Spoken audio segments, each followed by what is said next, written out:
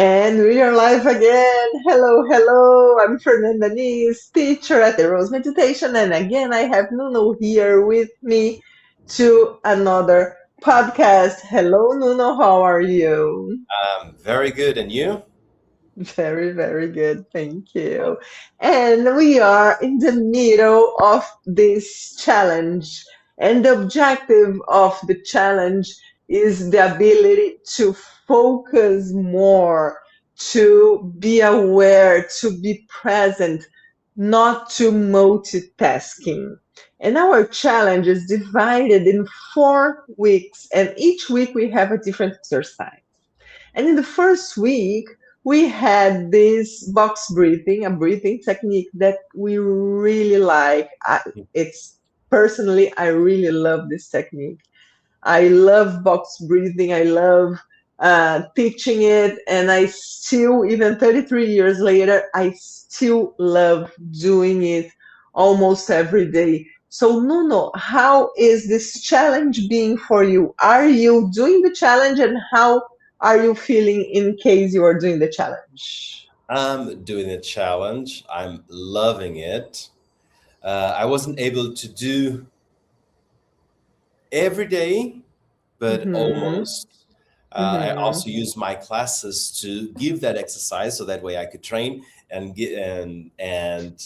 gather with my students to do this exercise together with me, which was awesome.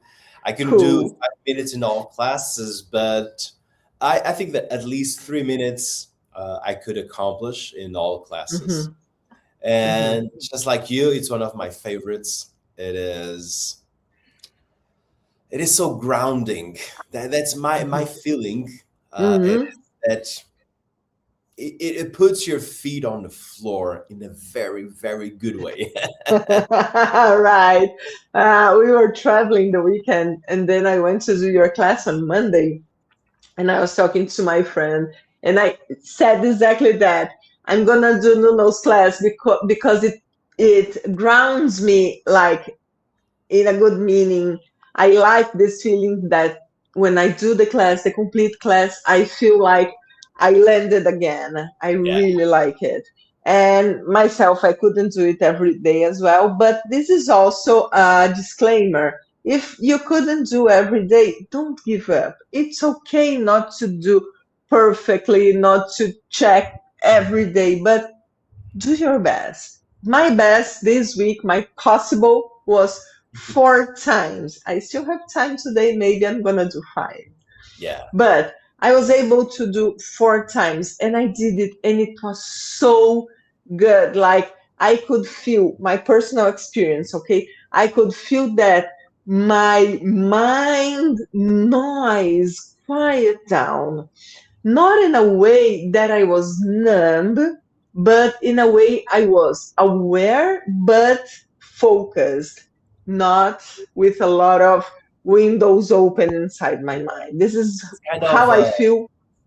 stillness, right? Yes. That things slow down to the natural speed, and your Mm-hmm. mind gets more focused and straight to the point. Like you're more objective Exactly. when you do box breathing. I totally agree.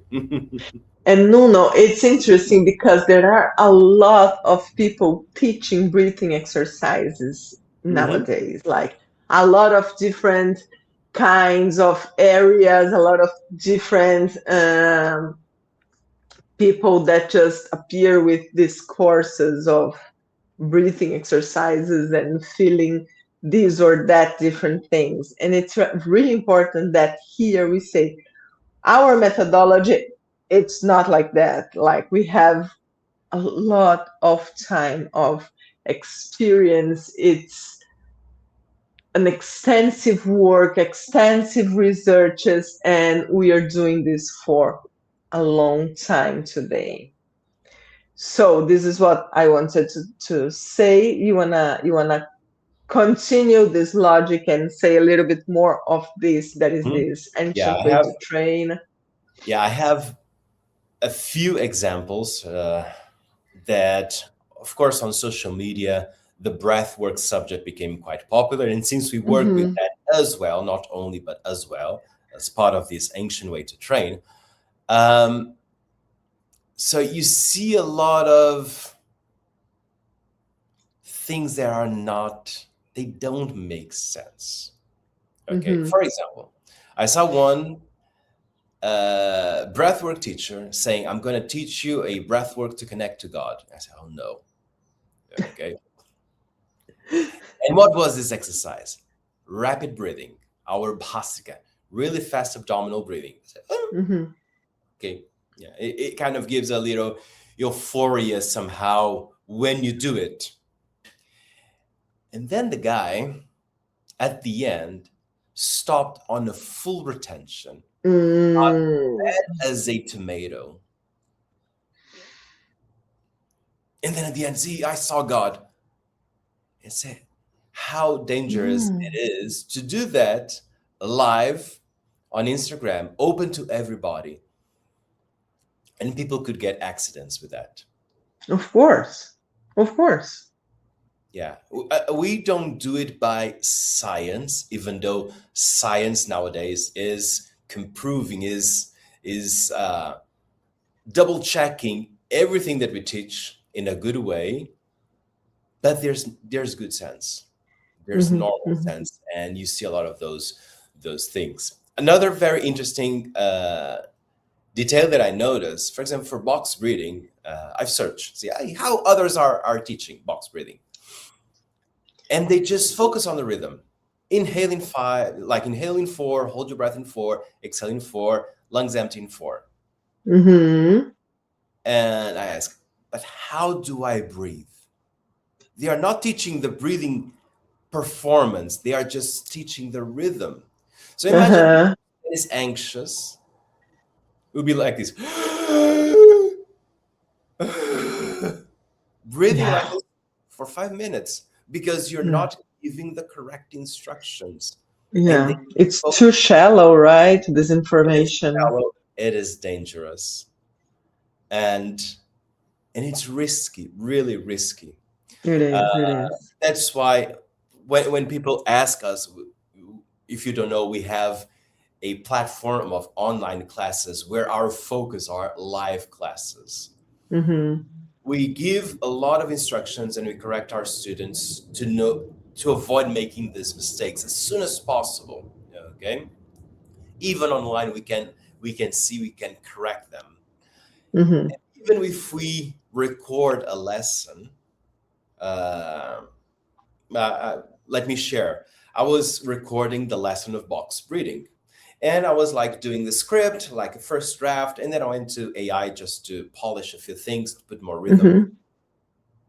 And then AI just wiped out the instructions of breathing and it focused just on the rhythm.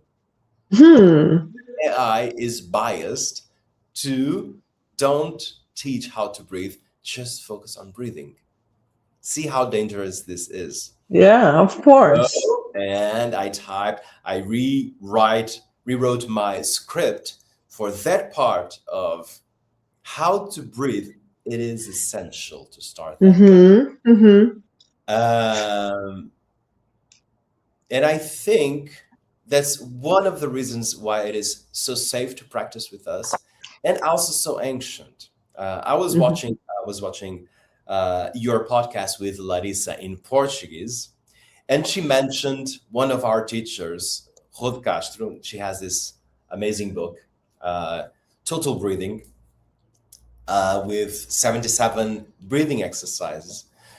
But I was attending one of her courses, and one thing that she said, it makes a lot of sense.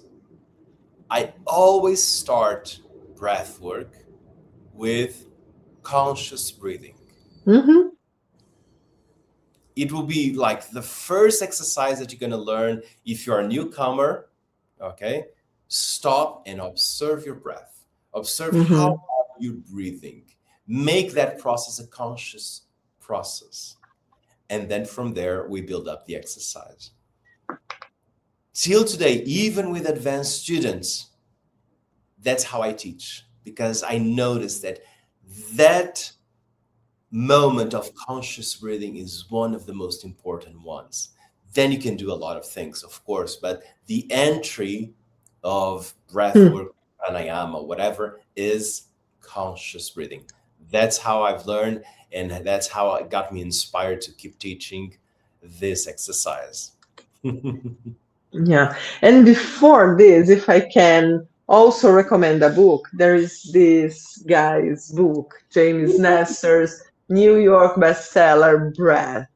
So, the part that I know of the story of this book, James Nestor is a journalist. And if It I'm is. not wrong, he's a diver, deep diver. And through the diving, he arrived in the breathing exercises and he started to search as a journalist. Journalists usually they are curious people, so they try to go deep and to understand. And this book is amazing, The New Science of a Lost Art. And he traveled all the way to Brazil to interview our teacher. That's big proud for us. So if you don't know anything about breathing, I would recommend this one. You like it, you want to go a little bit deeper. And attention, this is not an advertisement. We don't get any money from that. If you liked it, then go to Rodi Castro's book. It's a beautiful book, 77 exercises, really, really good. Mhm. So if you like it as well, you want to go even deeper. Our teacher, Professor De Rose, he wrote this book called Prontuário de Yoga. Yoga It's treatise. Tratado de Yoga. Oh my Yes. goodness. I came It's 40 years back in time. Yoga Treatise, Tratado de Yoga in Portuguese. It's a big book, and one of the chapters is just about breathing exercises. But Professor De Rose, his experience as mine and as Nuno's is a practical, is technical. We know how to do, we know how we feel, we know how to teach. We have a lot of experience. Professor De Rose went to India a lot of times to do his researches, but everything in the area of yoga, not scientific. It's an empiric work that those teachers for more than 5,000 years, they study, they notice, they test, and they like uh, kept the good one refine. Sorry? and kept the good ones. Like in Exactly. 5,000 years, only the good stuff survived in the universe of yoga, right? Exactly. And so they have this 5,000 years of curation to reach to us. But a few of us, we are also scientists, we are researchers. So in our team, we have Larissa Silverius. She is a researcher. Her master's thesis is about breathing exercises. And we have also Professor Milton Marino that has more than 30 years teaching as well, but and he wrote this book just about breathing exercises. Let me see if I yes, Mhm. pranayama. This book here, this is just about breathing exercises. And Newton, beyond a really good yoga teacher, he is also a doctor, a physical doctor, a medical doctor. So he has all the knowledge of the scientific uh, area, and he can explain even better what's happening inside of us. And when we go, just to give you some of our research, like our sources, Yeah. pay attention. Like our method is not going to the idea. It's not bring you any kind of different experience. Like there are some methodologies that sell some feelings and sensations and this kind of experience. We don't do that. If this is what you are looking for, this is not what we work with.